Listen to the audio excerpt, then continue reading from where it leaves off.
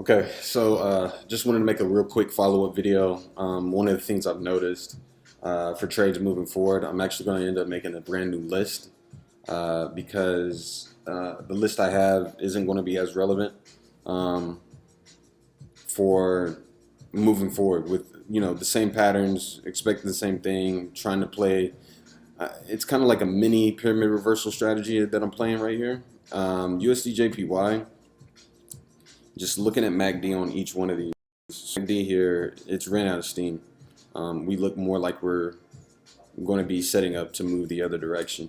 And this isn't the only one. There's several of these. That's why I'm making the video. This one looks like it's evening out. So whenever you have a MACD that's kind of neutral or channeling just sideways after a big move down, that's more bullish than it is bearish at this point. See if I can find some more examples.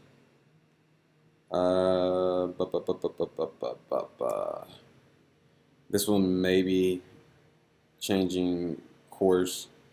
It's just kind of sideways-ish. Just these two right here, though, not the line itself. So that was not the best example. This one definitely is done moving down. In my opinion here, we're kind of done on that one. I need to get rid of this alert. Okay. Euro USD, I've been peeped this one as running out of steam, and it is indeed running out of steam.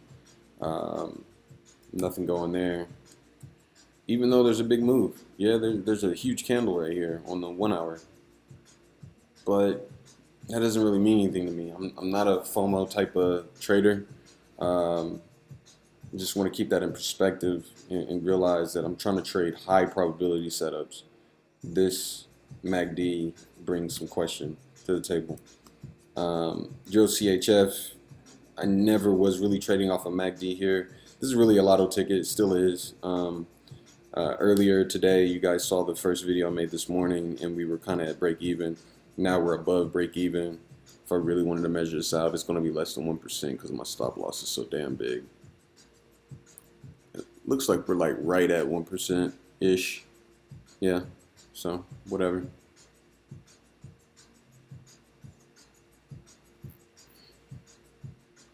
I hate it when I do that.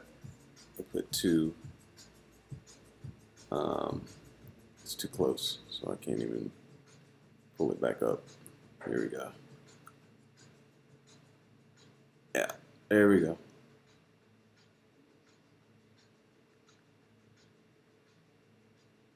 Okay. All is restored. Okay.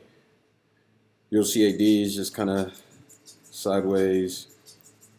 GBP AUD. I was looking at the wrong one, sorry. I'm going to look at the daily.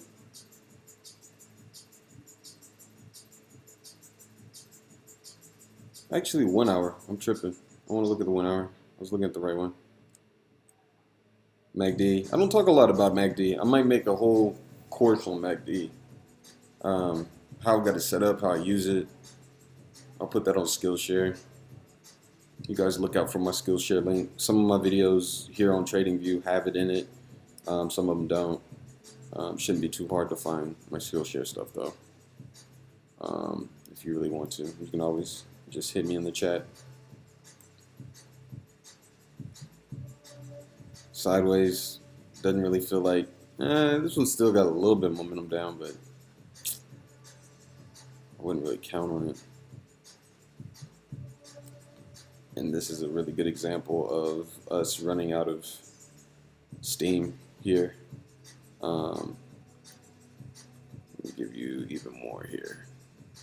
So just so you can visualize this, there's like a double bottom. So you kind of treat it the same as I would candlesticks, except for it's a line. So if I see a pattern, this is a double bottom coming out. This was a trend line sloping downwards. Then we got a double bottom, which all intents and purposes kind of makes a triangle situation. So if I just take this down a little bit further, we've got a triangle now.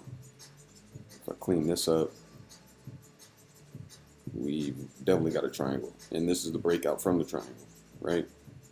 and it's kind of just chilling in no man's land, waiting to react, waiting for a reason to go higher, in my opinion. AUDCHF, not so much. Similar, but not as pronounced as AUD, JPY, and some of these others.